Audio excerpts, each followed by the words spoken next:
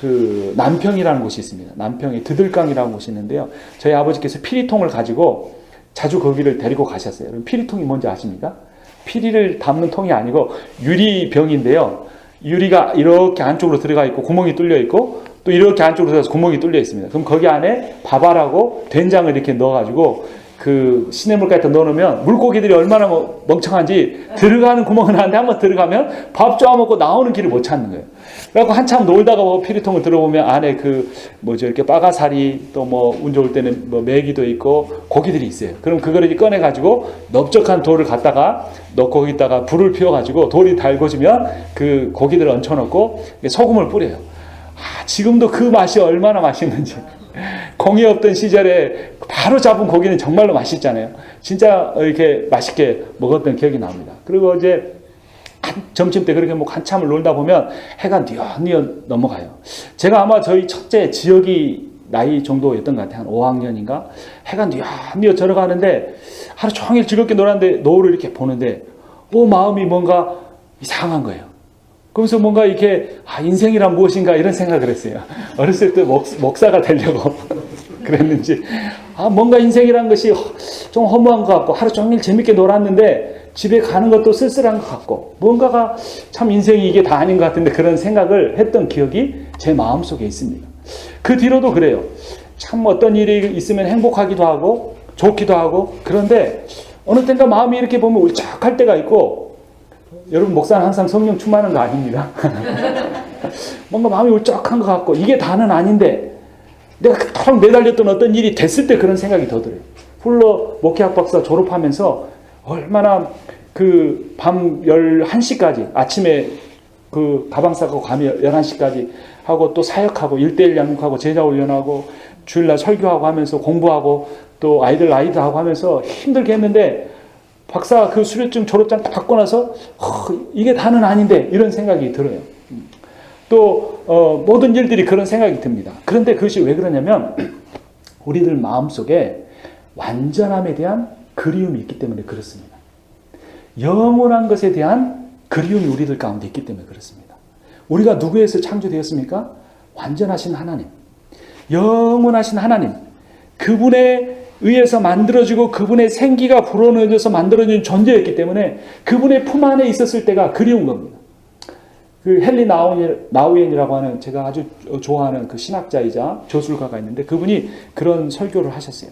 하나님이 우리가 이 세상에서 하나님 잘 믿는가 안 믿는가 보고 구원해 주신 게 아니라는 겁니다. 하나님이 처음 창조할 때부터 우리를 구원하기로 작정하셨습니다. 그리고 하나님 품 안에 품고 계시다가 이제 우리를 보내주신 겁니다. 그때 우리한테 말씀해 줍니다. 사랑하는 내 아들아, 사랑하는 내 딸아, 내가 너를 잠시 세상에 보낸다. 네가 그 세상에 가서 살 때 기쁜 일도 있을 것이고 슬픈 일도 있을 것이고 분노하는 일도 있을 것이고 또 여러 가지 일들이 있을 것이다. 그러나 그 모든 것은 잠시 잠깐이다. 그 잠시 잠깐이 지나면 내가 너를 다시 부르고 내 품에 안아 영원토록 너와 함께 살 것이다. 이렇게 우리에게 속삭여 주시고 우리를 우리의 어머니의 그 모태 속에 이렇게 보내주셨다는 겁니다. 우리의 이 귀가, 영적인 귀가 그것을 기억하고 있는 겁니다. 이 세상을 살면서 배부르게 먹을 때 잠시 기쁘고 좋은 옷 입을 때 잠시 기쁘지만 그런 거 해봐도 우리의 마음이 다 채워지지 않는 거 우리가 너무나 잘 알고 있습니다. 인생을 더 많이 살아보신 분들, 경험해 보신 분들 더 잘 아실 겁니다. 저보다. 그것이 왜 그러냐면 우리의 마음속에 영혼을 사모하는 마음, 하나님의 품을 그리워하는 마음들이 있기 때문에 그런 것입니다. 우리는 어떠한 시간 속에 살고 있습니까? 이 세상에 영원한 것은 아무것도 없습니다. 단 한 분, 하나님 그분만이 영원하신 하나님으로 계시는 겁니다. 다시 한번 디모데전서 1장 17절 그런 영원하신 하나님께 우리가 어떻게 해야 되는가 읽어보겠습니다. 영원하신 왕 곧 썩지 아니하고 보이지 아니하고 홀로 하나이신 하나님께 존귀와 영광이 영원 무궁하도록 있을지어다. 아멘. 어떤 때의 그 기쁨은 그 다음에 허무함으로 안 오냐면요. 예배 때 찬송할 때 그 기쁨, 하나님 말씀에 사로잡혔을 때의 그 기쁨, 내가 기도하면서 깊이 하나님과 교제하면서 하나님으로의 눈물을 흘릴 때 그 기쁨은 이 허무함으로 끝나지 않습니다. 오히려 충만하고 우리 안에 그 기쁨이 사라지지 않는 것입니다. 그것을 디모데전서 1장 17절이 이 말에 주고 있습니다. 그래서 9번을 보면 우리 한번 같이 읽어보겠습니다. 영원한 생명, 즉 영생은 시간적으로 오래 사는 시간일 뿐만 아니라 홀로 영원하신 하나님의 생명으로 사는 것이다. 생명이신 하나님과 함께 사는 것이다. 영생을 얻는다 그러죠. 영생은 영원한 생명의 줄임말입니다. 그런데 이것은 시간적으로만 forever 이게 아닙니다. 그것은 어떤 의미냐면 영원하신, 홀로 영원하신 하나님의 생명으로 산다는 것이고 또 생명이신 하나님과 함께 산다는 것. 이것이 영생입니다. 영생은 죽어서 천국에 가서만 누리는 것이 아니라 오늘 내 하루의 삶에서도 하나님과 동행하며 살면 뭘 사는 것이죠? 영생을 사는 것입니다. 자, 그 밑에 신명기 30장 20절 같이 읽겠습니다. 내 하나님 여호와를 사랑하고 그의 말씀을 청종하며 또 그를 의지하라. 그는 내 생명이시요 내 장수이시니 여호와께서 내 조상 아브라함과 이삭과 야곱에게 주리라고 맹세하신 땅에 내가 거주하리라. 아멘. 그는 너의 무엇이라고 말씀합니까? 생명이다. 그는 내 생명이다. 하나님께서 저에게 생명을 주시는 것이 아니고 하나님이 생명이신 겁니다. 하나님으로부터 우리가 복을 받는 것이 아니고 하나님이 복입니다. 여러분, 자녀들이 어렸을 때는 엄마 아빠를 언제 부릅니까? 엄마 부를 때는 언제 부르던가요? 어깨 주물어 드리려고 부르던가요? 심부름 시키실 거 없으세요 하고 부르던가요? 뭐 할 때 부르죠? 필요할 때, 그렇죠? 되게 부를 때 돈 달라고 할 때가 요즘 뭐 커갈수록 더 그럴 때 불러요, 그렇죠? 근데 이제 자녀가 좀 커가면서 한국말에 영어로 옮길 수 없는 말이 있어요. 철든다는 말이 있죠. 철든다. 근데 어느 날 시집간 딸이 전화하는 겁니다. 아이를 이렇게 출산하고 나서 엄마, 내가 참 철없을 때 엄마 마음을 잘 모르고 속 썩이고 그랬는데 내가 애를 배 아파서 낳아보니까 엄마가 나를 얼마나 사랑하는지 이제 조금은 알겠어요 라고 말하는 딸. 그래서 엄마 사랑해요 이렇게 말할 때 20년 30년 고생하고 그랬던 게 어떻게 됩니까? 하루아침에 싹 없어지는 거 우리가 느끼죠. 그 딸이 철이 든 겁니다. 아들이 군대 갔다 와서 아버지한테 이제 아버지가 우리를 키우기 위해서 얼마나 고생했는지 내가 이제 알겠다고 말할 때 우리가 딸들이 철들었다고 하죠. 그 전에 아이들은 부모에게서 그분 자신을 좋아하기보다는 부모로부터 받는 어떤 혜택을 좋아하는 겁니다. 부모가 라이드 해주고 부모가 자기가 원하는 거 사주고 그럴 때. 근데 철이 들면 어떻게 됩니까? 부모 자체를 사랑하는 거예요. 부모와 함께 있기를 원하고 부모를 기쁘게 해드리기를 원하는 그러한 철이 드는 거, 효도하게 되는 겁니다. 근데 이것이 신앙생활에서도 마찬가지예요. 신앙생활의 초기에는 하나님으로부터 받는 건강, 하나님 내가 병들고 아팠는데 기도했더니 나을 때 하나님 살아계시는구나 고백하게 되는 거예요. 그런데 신앙생활에 철이 들기 시작하면 점점점 하나님과 깊은 교제로 들어가고 이제는 하나님 앞에 필요한 거 구하기도 하지만 처음에는 누구를 위해서 기도하냐면 나를 위해서 기도 많이 합니다. 근데 신앙이 깊어지면 점점 그 기도가 다른 사람으로 바뀌어져 갑니다. 그래서 다른 사람에서 기도하다가 더 신앙이 깊어지면 어떻게 되냐면 하나님과의 교제가 얼마나 즐거운지 모릅니다. 하늘에 떠있는 밤하늘의 별을 봐도 하나님 생각하면서 눈물이 흐르려고 하고 또 어떤 그 대자연의 웅장함을 볼 때도 이 하나님의 장엄하심을 보면서 우리 안에 그 마음에 뭔가 찌릿하는 것이 느껴지고 그 하나님을 사랑하는 마음이 점점점 더 깊어져 가는 겁니다. 이 사람은 무엇을 누리면서 사는 것입니까? 영생을 누리며 살아가게 되는 겁니다.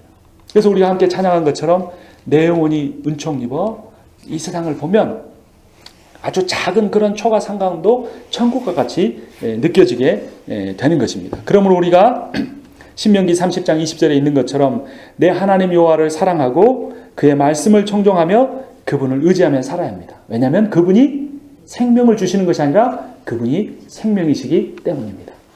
그분이 복을 주시는 것이 아니라 하나님 그분 자신이 저의 복이기 때문에 그렇습니다.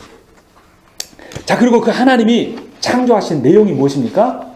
천지라고 되어 있습니다. 천지는 하늘 천, 땅 지죠. 그럼 하나님이 이 두 가지만 창조하셨는가? 왜 이 두 가지만 쓰셨을까? 근데 이거는 히브리인들의 어법입니다. 극단 어법이라고 하는데요. 어떤 큰 뭔가가 있으면 머리하고 꼬리를 이야기하면 당연히 그 안에 있는 것은 다 포함이 되는 겁니다. 그래서 고기 머리와 꼬리를 말하면 몸통까지 다 포함이 되는 거예요. 이 히브리인들은 우주가 가장 끝 하늘 위에는 하늘이 있고 밑에는 땅이 있다고 생각했습니다. 그러니까 하늘과 땅을 말하면 그게 다 뭘 의미하는 거죠? 우주, 코스모스를 의미하는 겁니다. 그래서 하나님이 천지를 창조하셨다라는 말의 의미는 하나님이 온 우주를 창조하셨다라는 그런 의미입니다. 그러니까 온 우주니까 그 안에 누구도 포함이 되는 거죠? 나도 포함이 됩니다. 여러분, 나는 세상에 그냥 던져진 존재가 아닙니다. 제가 어렸을 때 어머니 말을 아주 잘 듣는 착한 아이였습니다. 그런데 이따금 말을 안 들을 때가 있었는데요. 그때 어머니가 화가 나시면 하시는 말씀이 있어요. 너는 저 다리 밑에서 주워왔다고. 사실 내 아들 아닌데 네 엄마, 진짜 엄마 내가 찾아줘야겠다고 막 이렇게 말씀하실 때가 있었어요. 그러면 다른 말을 하면은 속이 안 상한데 뭐 매를 때려도 괜찮고 뭐 다른 말을 해도 괜찮은데 주워왔다고 엄마 아들 아니라고 막 눈물이 글썽글썽 해가지고 나는 평생도록 엄마하고 살겠다고 막 그렇게 어렸을 때 이야기했던 기억이 납니다. 우리가 내가 어디로부터 왔는가, 내 사랑하는 어머니 아버지로부터 왔다라는 것이 우리의 인생에 안도감을 주죠. 하지만 그것도 영원한 것은 아닙니다. 언젠가 아버지도 어머니도 돌아가시게 되고 2년 전에 저희 아버지 돌아가셨을 때 참 이제까지 말로 설교했던 그 죽음에 대해서 제 온몸으로 느끼게 되고 이제 좀 더 깊은 의미를 알게 됐습니다. 그러니까 내 근원이 어디인가 이것을 아는 것이 매우 중요합니다. 나는 그냥 이 세상에 우연히 태어난 존재가 아닙니다. 옛날에는 딸을 많이 낳는 걸 안 좋아하셔가지고 딸 그만 낳겠다고 해서 뭐라고 짓죠? 말자, 말숙이 뭐 이렇게 이름 짓잖아요. 그렇게 이름을 지으면 그 이름을 불릴 때마다 얼마나 속이 상하겠어요. 나는 안 태어나려고 그랬는데 그랬다고. 뭐 셋째, 넷째인데 어떤 분들은 또 신앙생활 열심히 하는 분인데도 아이들한테 대놓고 그렇게 말씀하시다고. 너는 실수해서 낳았다고. 원래 둘만 낳으려고 그랬는데 실수해서 낳았다고. 그러면 그 아이가 앞에서는 웃는데 나중에 얼마나 속이 상하겠어요. 근데 어쨌거나 실수해서 낳았든 계획해서 낳았든 간에 우리는 하나님의 계획에 의해서 이 세상에 보내셨다는 겁니다. 그래서 우리가 그 하나님으로부터 왔다는 이 사실을, 하나님이 나를 사랑하신다는 사실이 매우 중요합니다. 그것은 제 말이 아니고 성경의 고백인데요. 이사야서 44장 2절 같이 읽습니다. 너를 만들고 너를 모태에서부터 지어낸 너를 도와줄 여호와가 이같이 말하노라. 나의 종 야곱아, 내가 택한 요스루나 두려워하지 말라. 나를 만드셨고 나를 창조하셨고 나를 모태에서부터 하나님이 지어내셨다고 합니다. 그래서 우리가 좋아하는 그 복음성가가 있죠. 여러분 이 복음성가 아십니까? 당신은 사랑받기 위해 태어난 사람. 한번 같이 해볼까요? 시작. 당신은 사랑받기 위해 태어난 사람. 당신의 삶 속에서 그 사랑받고 있지요. 당신은 사랑받기 위해 태어난 사람. 당신의 삶 속에서 그 사랑받고 있지요. 태초부터 시작된 하나님의 사랑이 우리의 만남을 통해 열매를 맺고 당신이 이 세상에 존재함으로 인해 우리에게 얼마나 큰 기쁨이 되는지. 제가 왜 하자고 했는지 후회가 됩니다. 중요한 건 가사죠. 가사. 가장 중요한 거 제가 이렇게 굵게 쓴 내용이 있죠. 태초부터입니다. 우리 하나님이 처음 창조하실 때부터 하나님의 자녀로 창조하셨습니다. 우리가 믿어서 하나님 자녀 된 것이 아니고, 물론 우리 인생에서는 그렇지만 하나님이 태초부터 그렇게 계획하셨기 때문에 우리가 믿음도 하나님으로 은혜로 받고 하나님의 자녀가 된 겁니다. 그러니까 얼마나 감사한 일입니까? 이것이 얼마나 큰 은혜입니까? 그리고 우리는 사랑받기 위해서 태어난 사람들입니다. 그 이사야서 43장 4절 같이 읽겠습니다. 내가 내 눈에 보배롭고 존귀하며 내가 너를 사랑하였은즉. 아멘. 여기서 나는 누굽니까? 하나님이시죠. 하나님의 눈에 볼 때 내가 너무나 보배롭고 존귀하다라고 말씀하십니다. 하나님이 나를 사랑하신다고 말씀합니다. 그럴 때 우리가 고백이 어떻게 돼야 될까요? 시편 18편 1편 나의 힘이신 여호와여 내가 주를 사랑하나이다. 아멘. 제가 하나님이 하신 구절을 이사야서 43장 4절 읽을 테니까 여러분들이 시편 18편 1편 한번 읽어보십시오. 우리가 한번 화답해 보겠습니다. 네가 내 눈에 보배롭고 존귀하며 내가 너를 사랑하였은즉. 아멘. 하나님과 우리 사이 사랑의 고백이 부모와 자녀 간의 그런 사랑의 고백처럼 아름답습니다. 자, 이제 마지막 우리가 살펴볼 단어는 창조하시니라 라는 겁니다. 근데 이 창조하시니라 라는 단어가 히브리어로 뭐라고 쓰였습니까? 빠라입니다. 빠라. 이 만들다라고 할 때는 다른 히브리어 아싸가 사용이 되는데 이 창세기 1장 1절에는 빠라라고 하는 히브리어가 사용이 됐습니다. 이 빠라는 무에서 유를 만들 때 그때만 이 빠라라는 단어를 사용합니다. 여러분 우리가 뭔가를 만든다고 하지만 그 만드는 건 다 뭘 가지고 만드는 겁니까? 재료를 가지고 만드는 겁니다. 화학적 변화든 물리적 변화든 간에 재료가 있어야 뭔가를 만들 수 있는 것이 인간입니다. 그러나 단 한 분, 누구는 무에서 유를 창조하실 수 있습니까? 하나님. 하나님 한 분만큼은 무에서 유를 창조할 수 있는데 그때 사용되는 히브리어가 빠라라는 그런 단어입니다. 그래서 하나님께서는 아무것도 없는 상태에서 이 온 우주를 지으셨습니다. 그러니까 우리는 이 창조주 하나님을 모시고 사는 신앙생활하는 사람들은 하나님이 만드신 유, things의 마음을 두기보다는 그 유를 창조하신 하나님을 만나야 됩니다. 그러니까 이 피조물들이 내 마음을 사로잡고 있으면 하나님이 들어올 공간이 점점점 더 적어지는 겁니다. 그래서 빠라라는 단어를 가지고 우리가 신앙생활할 때 우리가 이 마음을 비우는 일들을 자주자주 해야 합니다. 마음이 가난한 사람이 천국을, 즉 하나님이 내 삶을 다스리시고 하나님이 내 가정을 다스리시고 하나님이 내 직장생활과 교회를 다스리신 것을 경험하게 됩니다. 그것을 마태복음 5장 3절에서는 심령이 가난한 자는 복이 있나니 천국이 그들의 것이며 라고 말해주는 것입니다. 페이스북에 이제 제 친구 목사님이 글을 올렸어요. 제가 교회 사진을 이렇게 찍어가지고 페이스북에 올려서 제가 이제 제 첫 담임 목회를 시작합니다. 올렸더니 그 친구 목사님이 시골에 가서 이 외로움과 고독과 싸워서 이기는 일이 힘들다고 하던데요. 라고 이렇게 점점점 썼어요. 아마 이분이 부러워가지고 셈이 나서 아마 그 말을 쓰신 것 같아요. 그래서 제가 그분한테 답장을 보냈습니다. 저는 이곳에 와서 아주 순박하시고 친절하신 성도님을 만나서도 기쁘고 또 넓은 자연과 한적한 이 세상을 보면서 이 창조주 하나님을 더 가까이 하면서 제 마음이 가난해지면서 하나님으로 더 풍성해집니다 하고 제가 글을 썼습니다. 그러니까 제 신앙 고백 겸 그 목사님을 또 약을 다시 올리면서 그 글을 썼어요. 근데 이거는 그냥 약 올리는 게 아니고 제 진심입니다.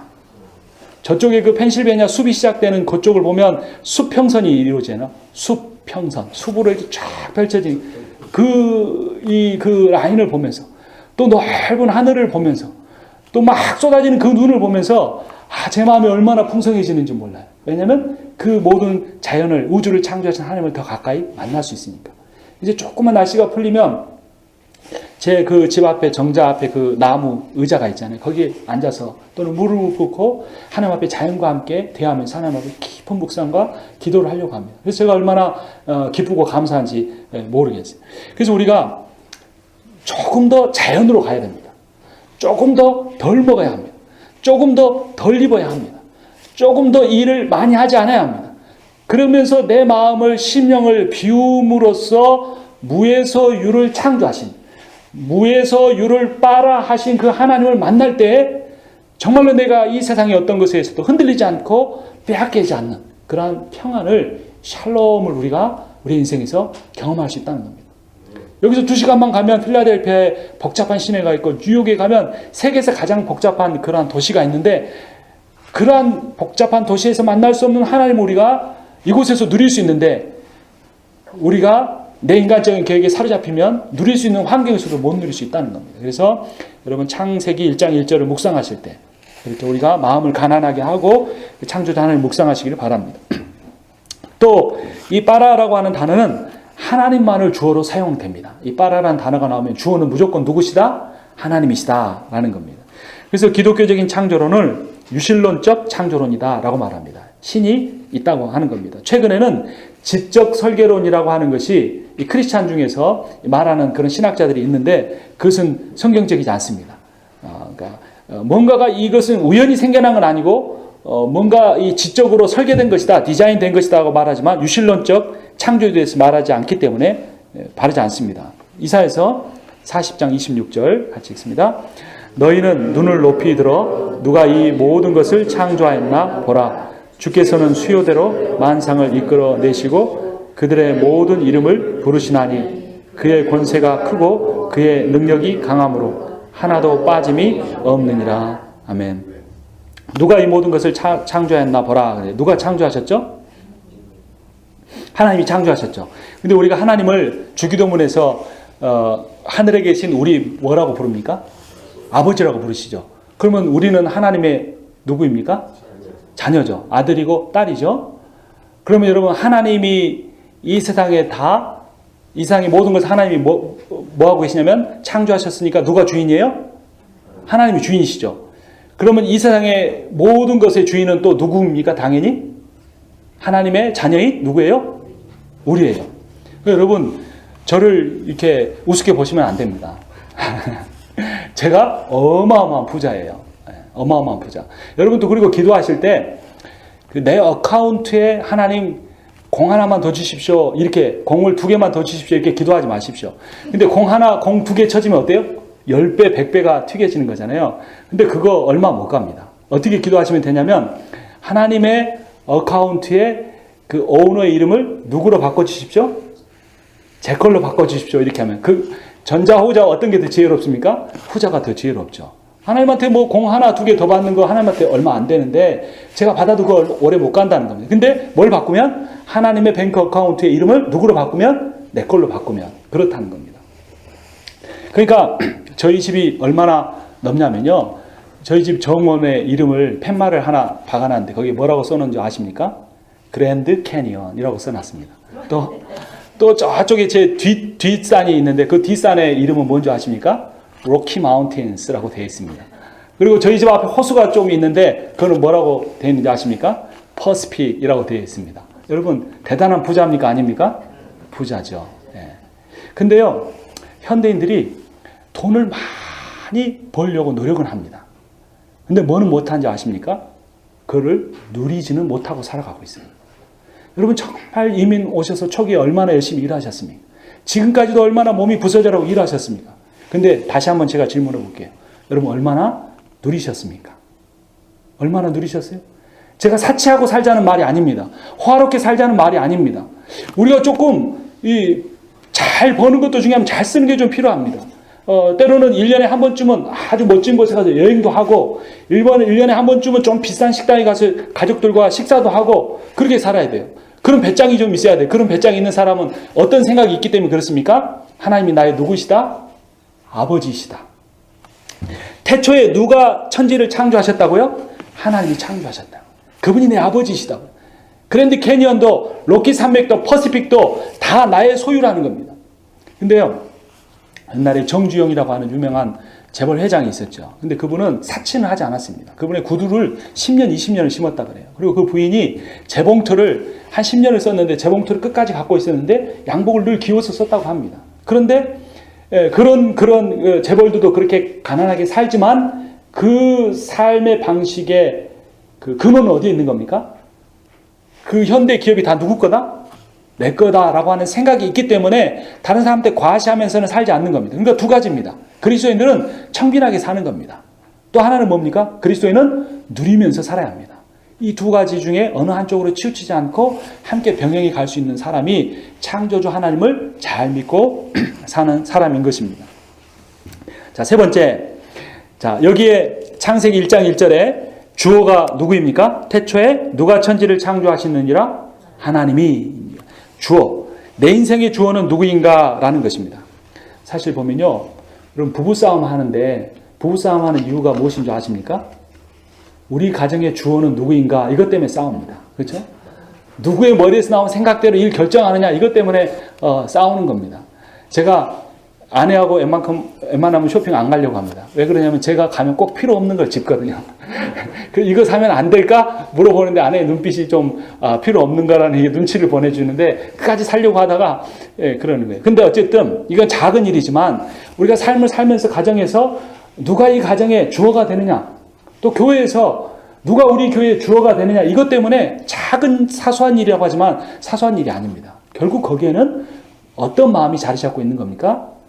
내 뜻대로 해야겠다. 내가 주인 노릇해야겠다는 생각이 있기 때문에 겉으로는 사소해 보이지만 그 일에 사소해 보이는 일의 중심에는 내가 내 인생의 주인 되겠다, 주어 되겠다고 하는 마음이 있는 겁니다. 창세기 1장 1절은 우리에게 무엇을 가르쳐 줍니까? 내 인생의 주어가 나에게서 누구에게로 바뀌어져야 한다? 하나님으로 바뀌어져야 한다는 것입니다. 그래서 자기가 주어가 된 사람의 인생은 이룸, 즉 doing이나 소유, having에 집중합니다. 그러나 하나님이 주어가 된 사람의 인생은 존재, 즉 being에 집중합니다. 여러분 doing이나 having에 관심이 더 많습니까? 아니면 being에 더 관심이 많습니까? 여러분 내가 무엇인가를 이루어야 가치 있는 존재가 된다고 생각하지 마십시오. 내가 무엇을 소유할 때 내가 소유한 것과 비슷한 존재가 된다고 생각하지 마십시오. 내 존재 자체가 이미 너무나 소중하고 너무나 아름답고 너무나 가치 있는 그러한 인생입니다. 나는 그래서 어느 정도 가치가 있는 사람이냐면 예수님짜리 인생입니다. 10,000,000불짜리도 아니고 억만불짜리도 아니고 예수님짜리예요. 예수님짜리라는 게 어떤 의미일까요? 예수님의 가치만큼의 내 인생의 가치라는 겁니다. 왜 그럴까요? 제일 밑에 로마서 5장 8절 같이 읽어보겠습니다. 우리가 아직 죄인 되었을 때 그리스도께서 우리를 위하여 죽으심으로 하나님께서 우리에 대한 자기의 사랑을 확증하셨느니라. 주님이 나를 위해 죽으셨습니다. 왜 그러셨을까요? 내가 주님만큼의 가치가 있기 때문에 그렇습니다. 내가 무엇인가를 해야 가치 있는 인생 되는 것이 아니고 나는 이미 창세 전부터 하나님의 사랑에 의해서 창조되었고 또 내가 내 욕심대로 죄를 짓고 살았지만 나를 구원하시고 나에게 영생을 주시기 위하여 하나님의 하나밖에 없는 아들 독생자 예수 그리스도가 죽으실 만큼 나는 가치 있고 소중한 존재입니다. 이 존재의 문제, 이 빙의 문제가 해결된 사람의 인생은 다릅니다. 율법적으로 다른 삶을 살아야 되는 것이 아니고 크리스찬이기 때문에 그런 모습을 보이려는 것이 아니고 내가 그만큼 소중한 존재이기 때문에 내가 너무나 가치 있는 존재이기 때문에 내가 하나님 보시기에 너무나 아름답고 너무나 귀한 존재이기 때문에 우리의 인생을 우리가 낭비할 수 없고 우리의 인생을 아무렇게나 살아버릴 수도 없고 우리의 인생을 정말로 잠시 있다가 없어지는 것에 매달려서 살 수가 도저히 없는 것입니다. 하나님이 나를 향하여 무엇이라고 고백하시는지 스바냐서 3장 17절 같이 봅니다. 너의 하나님 여호와가 너의 가운데 계시니 그는 구원을 베푸실 전능자이시라. 그가 너로 말미암아 기쁨을 이기지 못하시며 너를 잠잠히 사랑하시며 너로 말미암아 즐거이 부르며 기뻐하시리라 하리라. 아멘. 예전에 겨울연가인가 어떤 드라마가 유행한 적이 있었는데 그 주인공의 명대사가 있었죠. 네 안에 내가 있다. 그런 말 했습니다. 얼마나 그 대상을 사랑했으면 네 안에 내가 있다라고 말했겠습니까? 그런데 이거는 그 연출자가 아마도 성경을 잘하는 분이었던 것 같아요. 하나님이 그런 말씀했습니다. 너의 하나님 여호와가 어디 계신다? 너의 가운데 있다. 하나님이 그러니까 나보고 말씀하시는 거예요. 네 안에 누가 있다? 내가 있다. 그리고 너를 어떻게 사랑하신다고요? 잠잠히 사랑하신다. 여러분 그 아이를 키울 때 한 100일쯤 됐을 때가 아이가 참 예쁘잖아요. 그 아이를 이렇게 요람에 뉘어놓으면 이렇게 모비를 이렇게 달아놓으면 이렇게 바람에 흔들리면 아이가 이게 눈을 이렇게 왔다 갔다 눈을 이렇게 왔다 갔다 하면서 그 모비를 보는데 엄마가 이렇게 가서 그 애를 사랑스러운 모습으로 보는데 애가 모비를 보다가 엄마하고 딱 눈이 마주칩니다. 눈이 마주칠 때 애가 베넷짓 하죠. 빵긋 웃는 거예요. 그렇게 엄마가 아이를 이렇게 보는데 자기하고 아이가 눈을 마주치면서 빵긋 웃을 때 엄마의 마음이 어떻습니까? 바로 하나님이 하신 이 표현입니다. 잠잠히 사랑하시며 너로 말미암아 즐거이 부르며 기뻐하신다. 너로 말미암아 기쁨을 이기지 못하신다 라고 말씀하는 겁니다. 여러분, 일하는 거 힘들죠. 근데 그 힘든 일 하면서 내 안에 계신 하나님을 기억하는 겁니다. 나 때문에 기쁨을 이기지 못하시는 하나님, 나를 잠잠히 바라보시는 하나님, 내가 어디를 가든지 나와 동행하시는 하나님, 그냥 나를 이상에 내가 내 던져진 존재가 아니고 하나님의 계획에 의해서 사랑에 의해서 보내진 내가 그러한 존재라는 걸 생각할 때 우리는 그 하나님 때문에 새 힘을 얻고 우리가 더 열심히 일하고 더 열심히 공부하고 더 열심히 다른 사람을 섬기고 우리의 인생을 살 수 있는 것입니다. 그래서 이번 한 주 동안에 이 창조주 하나님, 무에서 유를 창조하시고 나를 참 사랑하시는 하나님과 동행하시는 여러분과 제가 되기를 주님의 이름으로 축원합니다.